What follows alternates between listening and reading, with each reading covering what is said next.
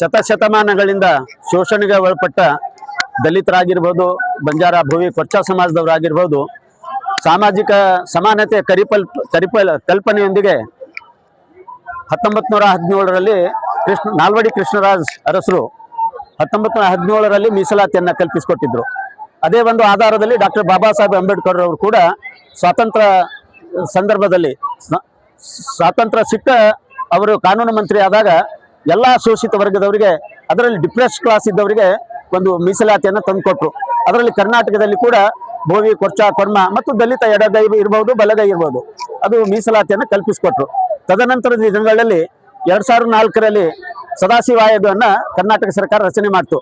ಅದರಲ್ಲಿ ಬಹಳಷ್ಟು ನ್ಯೂನತೆಗಳು ಕೂಡ ಇದ್ದು, ಅದನ್ನು ಮುಂದೆ ಭಾರತೀಯ ಜನತಾ ಪಕ್ಷ ಸರ್ಕಾರ ಅಸ್ತಿತ್ವದಲ್ಲಿ ಬಂದ ಮೇಲೆ ಮಾಧುಸ್ವಾಮಿ ಅವರು ಕಾನೂನು ಸಚಿವರಾಗಿದ್ದಾಗ ಅವರ ಒಂದು ನೇತೃತ್ವದಲ್ಲಿ ಸದಾಶಿವ ಆಯೋಗ ವರದಿಯನ್ನೇ ತಿರಸ್ಕಾರ ಮಾಡಿದ ಮೇಲೆ ನಂತರ ಕರ್ನಾಟಕ ಸರ್ಕಾರ ಪುನಃ ಅಸ್ತಿತ್ವಕ್ಕೆ ಬಂದ ಮೇಲೆ ಸಿದ್ದರಾಮಯ್ಯ ಸರ್ಕಾರ ನೇತೃತ್ವದಲ್ಲಿ ನಾಗಮೋಹನ್ ದಾಸ್ ವರದಿಯನ್ನ ಜಾರಿಗೆ ಒಂದು ವರದಿ ತಯಾರು ಮಾಡಲಿಕ್ಕೆ ಕೊಟ್ಟರು.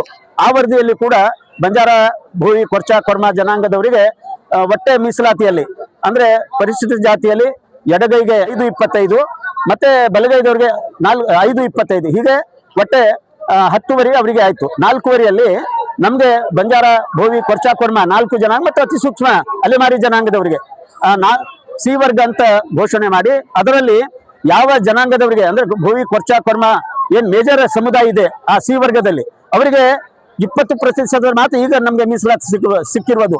ಅದಕ್ಕೆ ನಾವು ಆಕ್ಚುಲಿ ನಮ್ಗೆ 80% ಮೀಸಲಾತಿ ಸಿಗ್ಬೇಕು.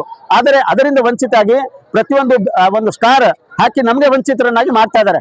ಆ ಸ್ಟಾರ್ ಏನು ಬಿಂದು ಇದೆ ಅದನ್ನು ತೆಗೆದ್ಬಿಟ್ಟು ನಾವೇನು ಮುಖ್ಯ ಮೇಜರ್ ಕಮ್ಯುನಿಟಿ ಇದೀವಿ, ಬಂಜಾರ, ಕೊರ್ಮ, ಕೊರ್ಚ, ಭೋವಿ ಜನಾಂಗದವರಿಗೆ 80% 4 ಏನು 50 ಇದೆ, ಅದರೊಳಗೆ ನಮ್ಗೆ 4-20 ಕೊಟ್ಟು 4-30 ಕೊಟ್ಟು 20% ಇತರೆ ಸೂಕ್ಷ್ಮ ಜನಜಾತಿಯವರಿಗೆ ಕೊಡಬೇಕು.